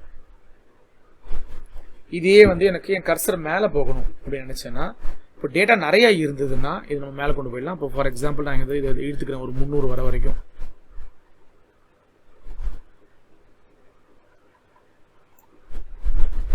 இப்போ நான் இந்த ஃபார்முலா இங்கே போட போகிறேன் அப்படின்னா என் ஃபார்முலா பார்த்தீங்கன்னா என்னோட விசிபிலிட்டிக்கு கீழே போகுது. ஸோ ஈக்குவல் கொடுத்துட்டு சம் போட்டுக்கிறேன். இப்போ நான் சூஸ் பண்ணும்போது 10லேருந்து 300 வரைக்கும் செலக்ட் பண்ணுவோம். ஷிஃப்ட் கண்ட்ரோல் ஆரோ டவுன் கொடுத்தீங்கன்னா டேட்டா கண்டினியூஸாக இருந்தால் கடைசி வரைக்கும் போகும். இப்போ நான் என்ட்ரு கொடுத்தேன்னா என்னோட ஆன்சர் எனக்கு விசிபிளாக தெரியாது, ஏன்னா என் கர்சர் கீழே நகரும். அப்போ என் ஆன்சர்லேருந்து ஒரு ஸ்டெப் கீழே வரும். இதே கண்ட்ரோல் என்ட்ரு கொடுத்தேன்னா என் கர்சர் அங்கேயே வரதுக்கான வாய்ப்புகள் உண்டு. ஸோ நான் நேராக வரேன், சம் கொடுத்துக்கிறேன், ஷிஃப்ட் கண்ட்ரோல் என்ட்ரு கொடுத்தீங்கன்னா இப்போ எனக்கு ஆன்சர் என் கர்சர் பாயிண்ட் அங்கே தான் இருக்குது, ஆனால் என் கர்சர் பாயிண்ட்டு எனக்கு என்னோட ஆன்சரை காட்டாது. ஸோ இந்த மாதிரி ஒரு டேட்டா வரும்போது நான் ஆன்சரும் பார்க்கணும், என் கர்சர் பாயிண்ட் ஒரு ஸ்டெப் மேலே போகணும்னு நினச்சேன்னா நான் ஷிஃப்ட் என்டர் அப்படிங்கிற ஆப்ஷன் யூஸ் பண்ண ஆரம்பிப்பேன். இப்போ நான் இதே சம்மிங்கை கொடுத்து செலக்ட் பண்ணிவிட்டு ஷிஃப்ட் என்ட்ரு கொடுத்தீங்கன்னா ஆட்டோமேட்டிக்காக என் கர்சர் எங்கே நான் வச்சு ஆன்சர் போடுறேனோ அதுக்கு மேலே நகரும். அப்படி நகரும் பொழுது என்னோட ஆன்சரை நான் பார்க்கவும் முடியும். அதுதான் எனக்கு இந்த கீபோர்டு மூலமாக நான் என்டர் பண்ண போகிற டேட்டா செட்டோட பாயிண்ட். இப்போ நம்ம வந்து enter, control enter, tab, shift enter அப்படிங்கிற ஏதாவது ஒரு டைமென்ஷன் நம்ம யூஸ் பண்ண முடியும் ஒரு ஃபார்முலாவை ஃபில்லின் பண்ணும்போது.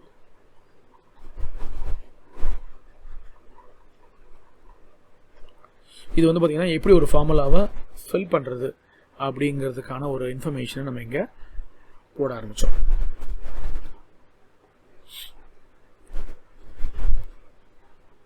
ஸோ இது வந்து நார்மலாக ஒரு கர்சர் பாயிண்ட்டுக்கு அப்புறம் நம்ம பண்ணுற விஷயங்கள். இப்போ நம்ம இதே வந்து பார்த்திங்கன்னா நம்ம அடுத்த டைமென்ஷனாகவும் சொல்லலாம். எக்ஸலில் இன்னொரு பாயிண்ட்டும் இருக்குது. அது என்னென்னா நம்மளோட எக்ஸலோட கோல்டன் ரூல்ஸ். ஸோ எக்ஸலோட கோல்டன் ரூல்ஸ் நான் போகிறேன் அப்படின்னும்போது நிறைய சின்ன சின்ன விஷயங்கள் நம்ம ப்ராப்பராக பண்ண முடியும் எக்ஸலில். நம்பர் 1 என்ன அப்படின்னு பார்த்தீங்கன்னா, நான் ஒரு ஃபார்முலா போட போகிறேன். அந்த ஃபார்முலாவில் என்னோட இன்புட் மாறிக்கிட்டே இருக்கும். இன்னைக்கு ஒரு இன்புட் இருக்கும், நாளைக்கு ஒரு இன்புட் இருக்கும், இல்லை இந்த வாரம் ஒரு இன்புட் இருக்கும், அடுத்த வாரம் ஒரு இன்புட் இருக்கும்.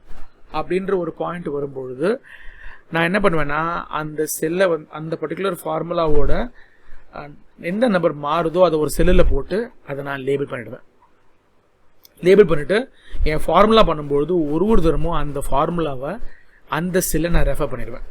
ஃபார் எக்ஸாம்பிள் எனக்கு வந்து என்னோடய வட்டி பார்த்திங்கன்னா நான் வந்து கந்து வட்டி வாங்குறேன்னே வச்சுக்கலாமே. ஃபார் எக்ஸாம்பிள் நான் வந்து ஒரு 30,000 வாங்குறேன். அவர் என்ன சொல்லிடுறாரு அப்படின்னா, எனக்கு வந்து நீங்கள் 4% வட்டி தரணும் அப்படின்னு சொல்லிடுறாரு. ஸோ இப்போ என்ன பண்ணுறேன், இந்த 4% வட்டி அப்படிங்கிறது வந்து நான் எவ்வளோ சீக்கிரம் அதை கொடுக்குறேனோ அதுக்கேற்ற மாதிரி கணக்கு. இன்கேஸ் நான் அதை வந்து வாங்கி 15 நாளில் கொடுத்துட்டேன்னா நீங்கள் 4% வட்டி தர வேணாம், 2% வட்டி கொடுங்க அப்படின்றவாரு. 1 மாதம் வச்சுருந்தா 4% வட்டி தரணும், 2 மாதம் வச்சுருந்தா 4 நாள் 8% வட்டி தரணும், 3 மாதம் வச்சுருந்தா 4 நாள் 12 மாதம் வட்டி தரணும், 12% வட்டி தரணும் அப்படிங்கிற மாதிரி என்னோடய வட்டி வாழ்ந்துக்கிட்டே போகும். இப்போ நான் இதை வந்து 2% போட்டு ஒரு கால்குலேஷன் பண்ணிக்கலாம். இது 15 நாளாக இருந்தால் வச்சுக்கலாம். இது வந்து 30 நாளாக இருந்தால் 4%. ஸோ அப்போ நான் வந்து என்னோட ஆன்சர் ஒரு பாயிண்ட்டுக்கும் மாற ஆரம்பிக்கும். இதே வந்து 60 நாளாக இருந்ததுன்னா எனக்கு இது 8% மாறிடும். ஏன்னா 30 நாள் கொடுத்தோன்னா என்னோட பர்சன்டேஜ் மாறும்.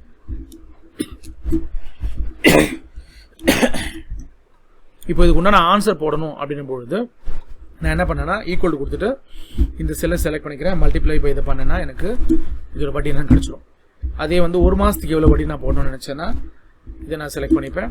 இதுவே 2 மாதத்துக்கு வட்டி எவ்வளோ போடணும்னு நினச்சேன்னா இதை நான் செலக்ட் பண்ணுவேன். இப்போ இன்கேஸ் இதில் வட்டி எனக்கு வந்து நான் 15 நாள் எல்லாம் 10 நாளில் கொடுத்துட்டேன் அப்படின் போது 1% போடணும்னா இந்த 1 நான் மேலே மாற்றினா போதும், ஆட்டோமேட்டிக்காக கீழே ஆன்சருக்கு மாறிடும். இதை நான் இன்னும் கொஞ்சம் சீக்கிரம் கொடுக்குறேன் அப்படின்போது அவர் எனக்கு குறைச்சிக்கிறாரு அப்படின்னா என்னோட வட்டியை நான் ஈஸியாக மாற்றிட்டு போயிடலாம். நான் இப்போ அந்த கால்குலேஷனை மறுபடியும் ஃபஸ்ட்லேருந்து பண்ண வேண்டிய அவசியம் இருக்காது. எந்த ஒரு இடத்துல என்னோட நம்பர் மாறிக்கிட்டே இருக்கும், அப்போது நான் என்ன பண்ணுவேன்னா அந்த நம்பருக்கு தலைக்கு மேலே அதோட லேபிள் பண்ணிடுவேன். அதுக்கப்புறம் என்னோடய ஃபார்முலாலாம் அந்த சில ரெஃபர் பண்ணுவேன்.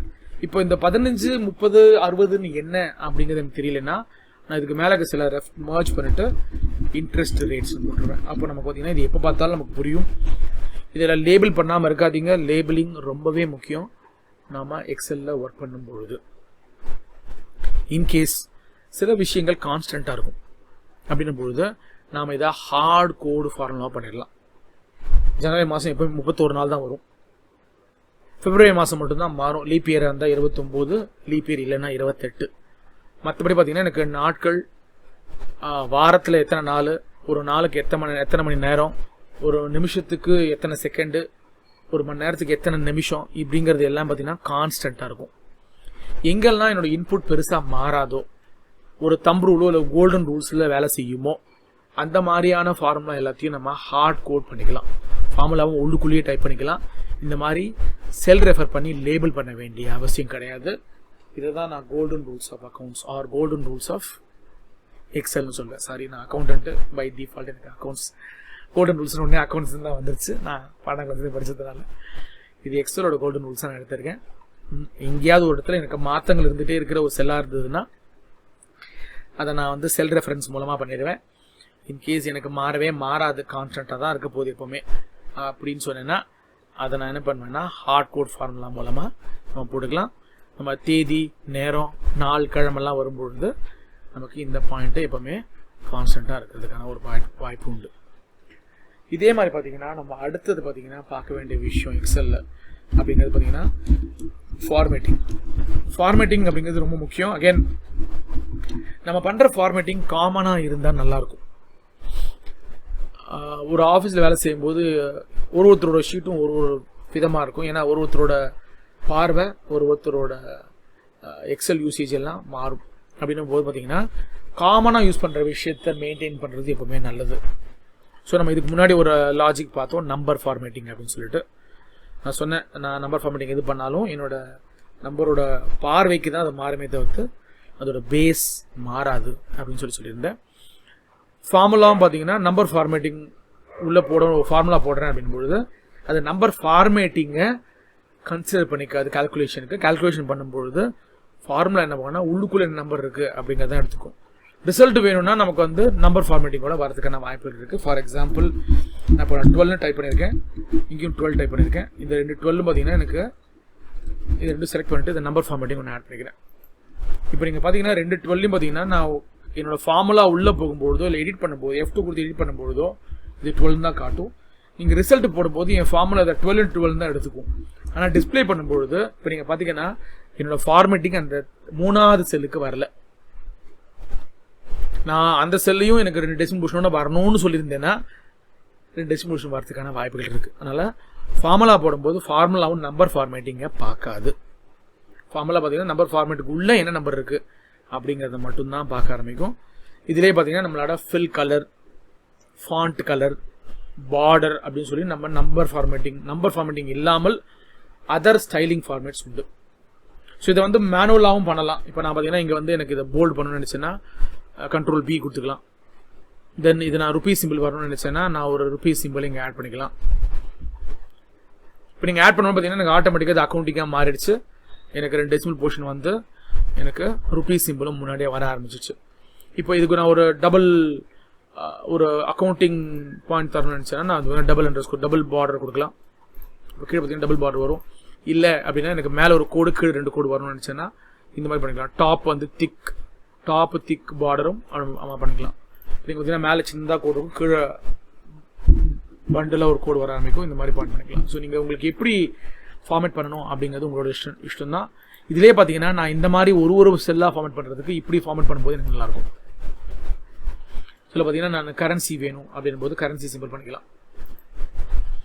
இதே வந்து பார்த்தீங்கன்னா கரன்சியில் 0 வேணும் அப்படின்னா டெசிமல் இல்லாமல் பண்ணலாம். இதில் கமா போட்டேன்னா எனக்கு அந்த ருபீஸ் சிம்பிள் காணா போயிடும். பர்சன்டேஜ் போட்டேன்னா பர்சன்டேஜ் வர ஆரம்பிக்கும். நீங்கள் பார்த்தீங்கன்னா நான் கர்சர் ஃபுல்லாக வெறும் கர்சர் மேலே தான் ஃபாலோ பண்ணுறேன். நீங்கள் பார்த்தீங்கன்னா ஆட்டோமேட்டிக்காக கீழே என்னோட ஆன்சர்ஸ் மாற ஆரம்பிக்கும். இது எல்லா இடத்துலையுமே நமக்கு வரும். நீங்கள் என்ன கால்குலேஷன் போடும்பொழுதோ எந்த ஒரு விஷயம் நீங்கள் பண்ணணுன்னாலும் இந்த மாதிரி நீங்கள் ஒரு டேட்டா செட்டில் பண்ணிக்கலாம். இதுதான் நம்மளோட ஃபார்மேட்டிங்கோட லிஸ்ட்டாக இருக்கும். ஸோ இன்றைக்கி நம்ம என்னெல்லாம் பார்த்தோம் அப்படிங்கிறத பார்த்துடலாம். நான் இன்றைக்கி சொல்லி கொடுத்தது அனாட்டமி ஆஃப் எக்ஸல் சொல்லி கொடுத்துருக்கேன். ஒரு ஷீட்டில் ரோ காலம்ஸ் எத்தனை வரும், எத்தனை எக்ஸ்டென்ஷன்ஸ் இருக்குது நமக்கு எக்ஸலில், சேவ் பண்ணுறது எப்படி பண்ணுறது, எப்படி ஜம்ப் பண்ணுறது, எப்படி ஒரு அடுத்த ஷீட்டுக்கு எப்படி ஜம்ப் பண்ணுறது அப்படிங்கிறத பார்த்தோம். அதே மாதிரி எக்ஸல் ஆப்ஷன்ஸில் போயிட்டு எப்படி ஃபார்முலா பாரை கொண்டு வருது அப்படிங்கிறதையும் பார்த்தோம். இது மட்டும் இல்லாமல் பார்த்தீங்கன்னா டேட்டா எதுக்கு எக்ஸல் யூஸ் பண்ணுறோம் அப்படிங்கிற பாயிண்ட் நான் எக்ஸ்பிளைன் பண்ணும்பொழுது data mining, data manipulation, data அனலிட்டிக்ஸ்னு சொன்னேன். அப்புறம் அதில் டேட்டா டைப்பில் ஒரு டேட்டா டைப் பண்ணும்போது எப்படி இது நமக்கு எக்ஸல் அலைன் பண்ணிக்கும் அந்த டேட்டாவை அப்படிங்கிறது சொன்னேன். நம்பர் ஃபார்மேட்டிங்னா என்னன்னு சொல்லி கொடுத்தேன். நம்பர் ஃபார்மேட்டிங்கோட அண்டர்லைன் ஃபேக்டர் என்னன்னு சொல்லி கொடுத்தேன். அதுக்கப்புறம் ஒரு ஃபார்முலா ஃபில் பண்ணும்பொழுது enter, control enter, tab, shift enter எங்கே யூஸ் பண்ணுவோம் அப்படிங்கிற ஒரு இன்ஃபர்மேஷன் இங்கே ஃபாலோ பண்ணேன். அப்புறம் கடைசியாக கோல்டன் ரூல்ஸை பற்றியும் சொன்னேன். எந்த இடத்துல நான் ஒரு செல்லை ரெஃபர் பண்ணி லேபிள் பண்ணுவேன், எந்த இடத்துல ஃபார்முலாவாக அப்படியே உள்ளுக்குள்ளே டைப் பண்ணுவேன் அப்படிங்கிறது சொன்னேன். அதே மாதிரி நம்ம ஃபார்மேட்டிங்கில் நம்பர் ஃபார்மேட்டிங் மட்டும் இல்லாமல் fill colour, font colour, borders அப்படின்னு சொல்லிட்டு இன்னும் நிறைய விஷயங்கள் நமக்கு ஃபார்மேட்டிங்கில் உண்டு. நம்பர் ஃபார்மேட்டிங் மட்டும் இல்லாமல் இதை நம்ம மேனுவலாக கலர் பேஸ்டாகவும் நம்ம ஃபாண்ட் அப்படிங்கிற சப்மெனு வழியாக பண்ணலாம். அப்படி இல்லைனா ஹோம் டேப்பில் ஸ்டைல்ஸ் வழியாகவும் நம்ம பண்ண முடியும். நான் என் கர்சரை கொண்டு போயிட்டு அது மேலே ஹவர் ஓவர், அந்த கர்சரை கொண்டு போய் மேலே வச்சாலே ஆட்டோமேட்டிக்காக என்னோட டேட்டாஸ்லாம் நமக்கு ஃபுல்லாக இங்கே வர ஆரம்பிச்சிடும். இந்த மாதிரி பார்ட் நம்ம பண்ண முடியும். ஸோ இதோட நம்மளோட அனாட்டமி கிளாஸோட பேசிக் லாஜிக் முடியுது. ஸோ நான் நாளைக்கு வரும்பொழுது எப்படி வந்து ஒரு ஃபார்முலாஸை க்ரியேட் பண்ண போகிறோம் எக்ஸலில். அப்புறம் இதையே நான் வந்து கான்ஸ்டண்ட்டாக ரொட்டீனாக வர ஹார்ட் கோட் ஃபார்முலாவாக கொண்டு வரலாம். அப்படி இல்லைங்கிற பட்சத்தில் இதையே வந்து செல் ரெஃபரன்ஷியல் ஃபார்முலா மூலமாகவும் கொண்டு வரலாம்.